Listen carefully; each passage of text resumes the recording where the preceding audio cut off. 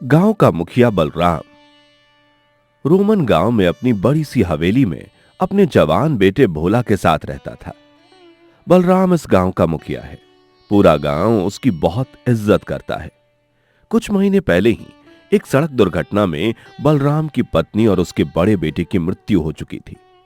भोला केवल नाम का ही भोला नहीं था, बल्कि वो स्वभाव से भी काफी भोला था। एक शाम भोला और बलराम अपनी हवेली में थे। भोला बेटा, हमारा इतना बड़ा कारोबार है, 4 खेत है। अब मैं कब तक इन सबकी जिम्मेदारियां अकेले ही संभालता रहूंगा। तू अब तो मेरा सहारा बन और हमारे कारोबार में ध्यान दे। पिताजी, आप तो जानते हो ना, मुझे हिसाब किताब और काम के बारे में ज्यादा अनुभव नहीं है। अगर मुझसे गलती हो गई तो? भोला पढ़ा लिखा नहीं था, वो काफी मासूम सा था। ठीक है पिताजी, मैं कल से कारखाने और खेत का पूरा काम संभालूंगा। अब से आप केवल आराम कीजिए। यह सुनकर बलराम काफी खुश हो जाता है। थोड़े समय बाद बलराम एक पंचायत में चला जाता है। गांव में जब भी कोई समस्या आती है तो उसे केवल बलराम ही सुलझाता है। पंचायत में गांव के कई सारे निवासी थे। उन्हीं निवासियों में दर्पण नाम का एक धनी आदमी भी था। बस कुछ दिन और बलराम, जैसे ही मुझे तुझे खत्म करने का कोई रास्ता मिल जाएगा, उसके बाद इस गांव का मुखिया मैं बन जाऊंगा और फिर मैं इस गांव पर राज करूंगा।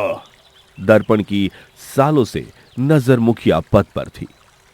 शाम का समय इधर भोला अपने पिता के बड़े से खेत में आता है, जहां खेत में गेहूं की फसल पेरी गई थी और वहां कुछ मजदूर काम कर रहे थे। हमारे खेत की फसल तो कितनी अच्छी आई है।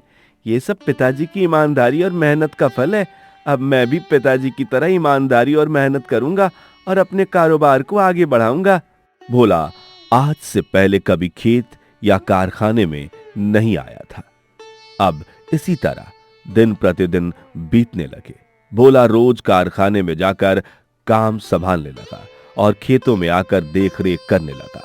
एक शाम भोला अपनी हवेली में आता है और अपने पिता को कई सारे पैसे देता है। पिताजी, इस महीने कारखाने और फसल में हमें पूरे 10 गुना ज्यादा मुनाफा हुआ है। अरे वाह बेटा, ये तो बड़ी अच्छी बात है। इतना मुनाफा तो मुझे भी आज तक नहीं हो पाया था। देखना पिताजी, आपका ये बेटा आपके कारोबार को इतना बढ़ा देगा ना कि पूरी दुनिया भर में आपका नाम रोशन हो जाएगा। तभी बलराम के घर का नौकर चमन भोला और बलराम को खाना लाकर देता है और दोनों खाना खाकर अपने अपने कमरों में सो जाते हैं। चमन हवेली की रसोई में था। भोला ने मालिक का सारा कारोबार संभाल लिया है। चलो दर्पण सेठ को जाकर सारी बात बताता हूँ। तभी चमन बलराम के दुश्मन दर्पण के पास जाता है। दर्पण अपने घर में था। बोलो चमन, क्या खबर लेकर आए हो?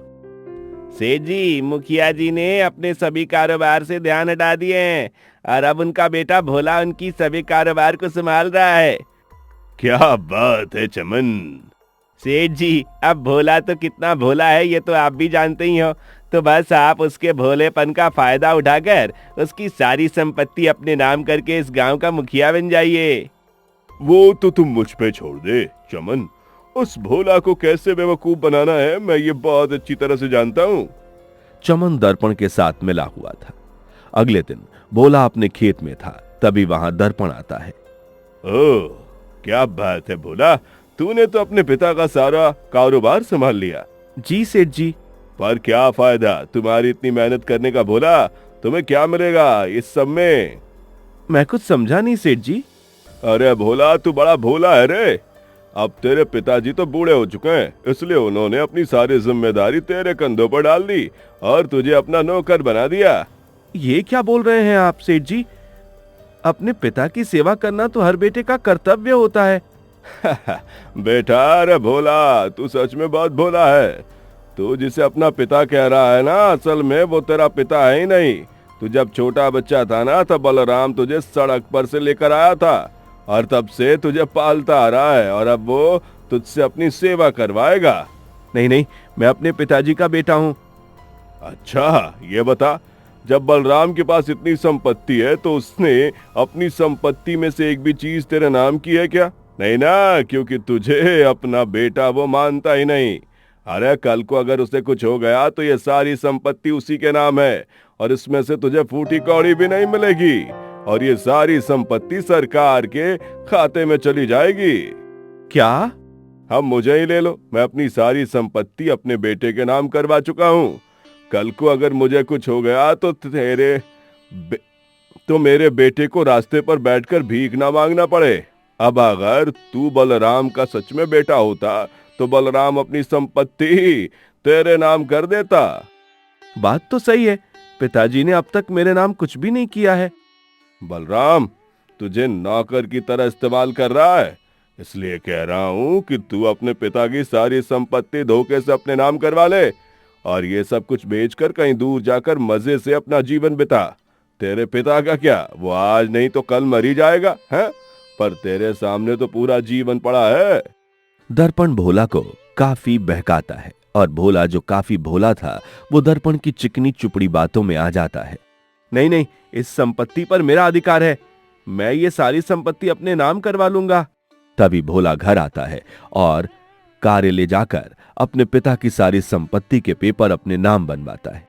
बस अब इन पेपर्स पर पिताजी के अंगूठे के निशान चाहिए। तभी भोला घर पहुंचता है और अपने पिता को बेहोश करके संपत्ति के पेपर पर बलराम के अंगूठे के निशान ले लेता है और दर्पण के पास आता है।